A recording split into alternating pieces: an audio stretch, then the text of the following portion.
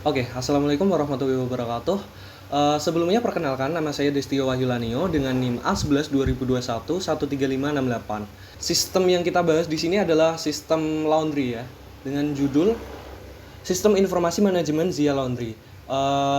Jadi kita masuk ke pendahuluan dulu. Nah, seperti yang kita tahu kalau perkembangan teknologi itu kan sekarang sudah semakin maju dan juga kehadiran teknologi itu bisa berdampak untuk memudahkan setiap kegiatan yang kita lakukan. Nah, karena perkembangan teknologi itu, kita memulai sebuah inovasi nih. Kita terapkan di sistem laundry karena pengalaman pribadi. Nah, nenek saya juga seorang tukang laundry ya, lebih tepatnya membuka usaha jasa laundry. Nah, karena saya melihat setiap pencatatan dari mulai ada pakaian masuk, terus pakaian keluar. Nah, itu masih dalam bentuk buku, masih dalam bentuk manual. Terus kalau ada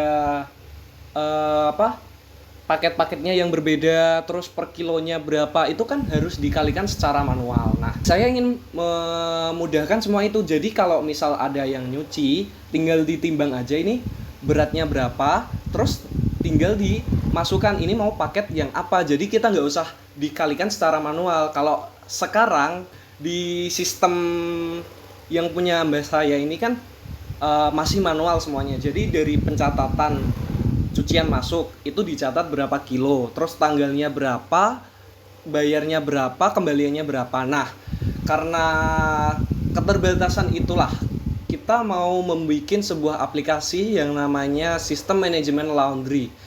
Nah, fungsinya buat apa? Jadi kita ingin memudahkan semua pencatatan dari transaksi-transaksi itu dalam bentuk terkomputerisasi. Nah, jadi kalau misalnya ada data masuk, terus data kembalian itu dalam bentuk komputer, jadi nggak usah pakai buku-buku lagi. Nah, kita itu konsepnya mau go green lah ya istilahnya. Terus yang kedua, itu biasanya kan kalau ada yang nyuci itu pakai nota kan ya. Nah, itu harus ditulis manual satu-satu. Nah, sedangkan kita nulis itu kan juga butuh waktu. Nah, itu menurut kami kurang efisien dalam sistem yang sekarang ini. Yang alasan ketiga adalah ini rawan sekali terjadi kesalahan karena ya kita tahulah namanya juga manusia pasti suatu saat bisa melakukan kesalahan, apalagi kalau sistemnya masih manual seperti ini. Nah, dengan adanya sistem terkomputerisasi, kalau kita mau lihat histori ke belakang, terus mau lihat paket-paket, nah dengan adanya sistem komputerisasi ini kan lebih meminimalisir kesalahan-kesalahan itu tadi. Terus alasan berikutnya tuh, kalau ini pengalaman pribadi ya, jadi kalau kita dicatat di buku-buku tuh kan kalau misal 1 bulan nih ada banyak banget yang nyuci, itu kan bisa sampai habis berapa buku tuh, kan banyak. Nah, kalau kita mau melihat histori ke belakang, nah biasanya buku-buku tuh suka hilang. Nah, karena alasan itulah, terus kalau kita mau mendata bulan ini penghasilannya berapa, terus sama mau bagi hasil dengan, kalau misalnya kita punya partner nih, kita mau bagi hasil itu kan susah kalau pencatatannya aja nggak ada. Nah, makanya itu kita buatkan sebuah sistem aplikasi yang mempermudah itu semua.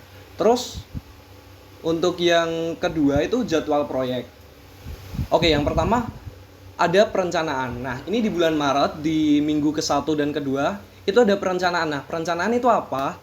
Kalau perencanaan di kelompok kami itu ya menentukan itu tadi. Kita mau membuat aplikasi apa nih? Terus kira-kira klien ini butuh nggak aplikasi ini gitu. Jadi kita mikir matang-matang nih.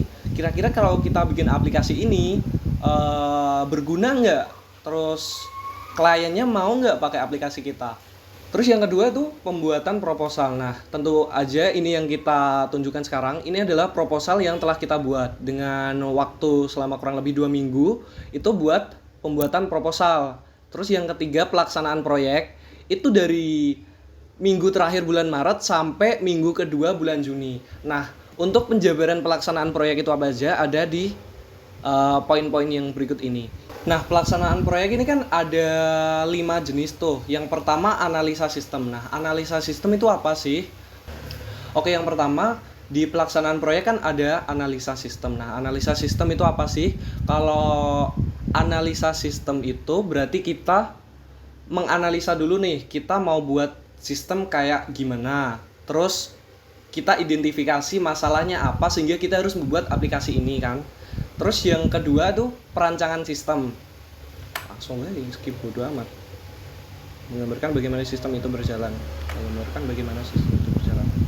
Nah, perancangan sistem itu kita harus punya gambaran. Jadi sistem itu mau jalannya kayak gimana. Contoh, kita mau buat aplikasi web. Jadi kita udah ada perancangan nih. Kalau aplikasi itu basisnya PHP gitu. Terus yang ketiga pengembangan sistem, tentu aja kita mendevelop software itu kan. Kalau contoh tadi aplikasi kita kan menggunakan web, jadi kita mendevelopnya menggunakan bahasa PHP tentu aja. Kecuali kalau misal mau bikin aplikasi Android itu juga bisa, tapi beda lagi kan. Terus yang tahap 3.4 testing system. Nah, kalau aplikasinya udah jadi kan tentu aja harus dites. Kalau enggak kan kita nggak tahu nih aplikasi udah jalan atau belum kan. Yang kelima itu perbaikan sistem. Nah, dari pengetesan itu tadi kan biasanya ditemukan bug-bug atau masih sistem-sistem yang masih belum berfungsi lah istilahnya. Nah, kita perbaiki di tahap itu. Itu di 2 minggu pertama di bulan Juni. Terus tahap pengawasan ini itu adalah tahap selama kita mendevelop aplikasi itu, mulai dari analisa sampai perbaikan sistem itu tentu aja harus kita awasi. Jadi kita tahu progresnya dari mana, terus selesainya kapan. Terus yang kelima itu penutupan proyek. Nah, di tahap ini semua aplikasi udah berjalan dengan baik, terus kliennya juga sudah deal lah istilahnya. Jadi kita tutup di 2 minggu terakhir bulan Juni ini. Terus untuk manajemen proyek ini sudah ditentukan perbagian-bagiannya. Jadi kalau saya itu bagian UI sama UX-nya.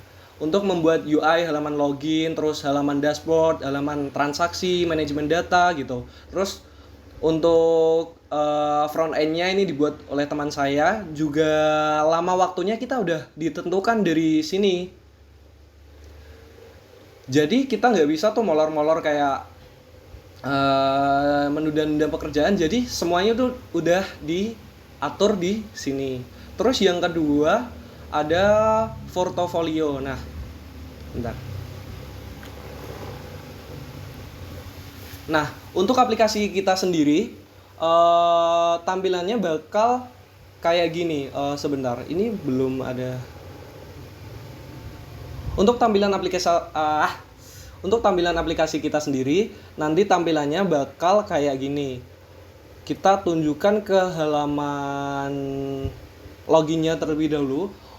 Untuk halaman login, kita bikin UI UX, terus sistemnya kayak gini. Kita masukkan username sama password. Lalu kita login. Nah, dia bakal muncul ke halaman dashboard. Nah, di halaman dashboard ini bakal muncul apa aja tuh? Yang pertama ada jumlah karyawan. Nah, kebetulan jumlah karyawan yang di sini baru di input 1. Terus yang kedua ada total order. Nah, total order ini apa? Ini adalah jumlah pesanan yang sudah dilakukan di aplikasi kita. Jadi total aplikasi kita itu udah memproses 8 orderan. Terus yang ketiga ada jumlah paket tersedia. Nah, paket-paket ini, maksudnya paket ini apa sih? Kalau laundry kita kan ada beberapa paket ya. Misal yang pertama cuci kering. Nah, itu cuci doang tuh. Yang kedua ada cuci setrika, misal gitu ya. Terus yang ketiga ada cuci satuan gitu. Nah, karena paketnya beda-beda, otomatis kan harganya juga beda-beda, menyesuaikan. Nah, di aplikasi kita itu karena tiap paket itu udah ada harganya, jadi kita nggak perlu ngitung manual. Jadi kita tinggal input ini cuciannya berapa kilogram, nanti bakal dikalikan sama aplikasi kita. Jadi nggak perlu ngitung manual lagi kayak sistem manual yang di buku itu. Terus yang kedua ada ini daftar transaksi.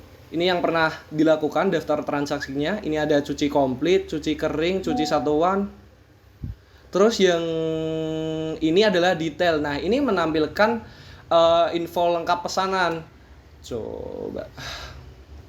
Nah, ini adalah halaman detail order. Jadi, kita tahu yang order ini namanya siapa, nomornya berapa, lamanya berapa. Jadi, nggak bakal istilahnya kayak bingung lah, ini orderannya siapa sih gitu. Terus yang kedua, ini kan halaman order yang belum dibayar. Nah, kalau halaman order yang sudah dibayar, nanti munculnya bakal kayak gini. Jadi history harganya itu lengkap dari harga per kilonya berapa, harga per kilonya berapa, terus dia bayarnya berapa, uang kembalinya berapa, itu bakal tersusun rapi di halaman detail order.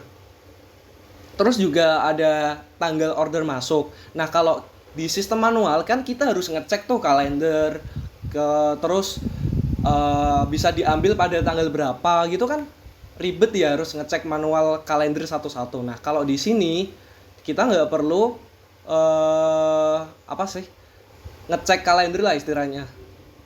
Terus di halaman dashboard ini tadi kan ada halaman order baru. Nah, halaman order baru itu kita kalau mau buat pesanan di halaman order baru.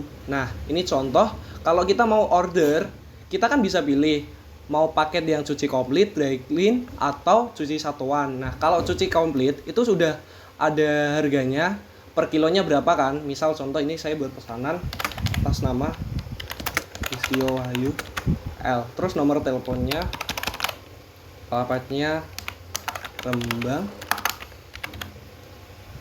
Nah, di sini kan cuci komplit. Nah, itu ada jenis paketnya lagi, dari cuci komplit reguler, kilat, dan ekspres. Nah, tiap harganya itu beda-beda.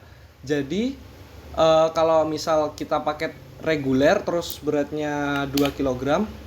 Nah, kalau tanggal order masuk kan kita tinggal pencet aja tuh, nggak usah ditulis secara manual gitu. Terus ini mau diambil misal tanggal 5, terus ini keterangannya apa ya kak.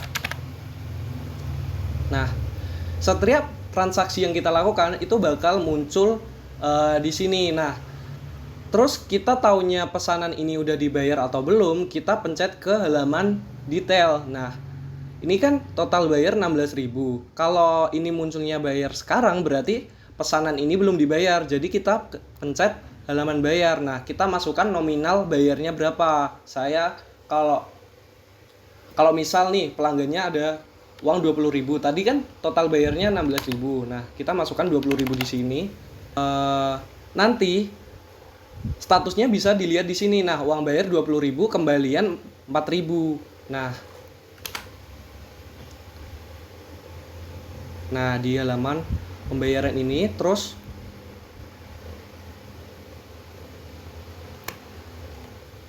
di halaman pembayaran ini kan. Lalu untuk detailnya kita bisa cek detail. Nah, kalau udah terbayar akan ada status sukses kayak gini. Terus kita bisa cetak invoice juga dari aplikasi kita. Nah, ini bisa dicetak invoice. Jadi kita nggak perlu beli nota lagi tuh secara manual. Kita tinggal cetak aja lewat printer dari sini. Dan keterangannya juga udah lengkap dari total bayar, nominal bayar, uang kembalinya berapa, tanggalnya berapa gitu. Terus yang berikutnya ada halaman manajemen karyawan. Nah, kebetulan di sini halaman manajemen karyawan kita masih hanya ada 1 karyawan karena kita belum nambah karyawan lagi. Sebenarnya bisa tambah karyawan nih. Nah, tambah karyawan seperti halaman yang ini, data karyawan. Kita bisa tambah karyawannya siapa, username-nya apa, emailnya apa. Nah, lalu yang kedua ada lalu berikutnya ada halaman daftar paket yang tersedia. Nah, di daftar paket ini seperti yang kita bilang tadi, ada paket cuci komplit, dry clean, dan cuci satuan. Jadi kesimpulannya apa sih? Jadi aplikasi yang kita buat itu tujuannya buat memudahkan manajemen laundry. Jadi kalau misalnya ada pencatatan, pembukuan itu bisa lebih mudah di manajemen lah istilahnya.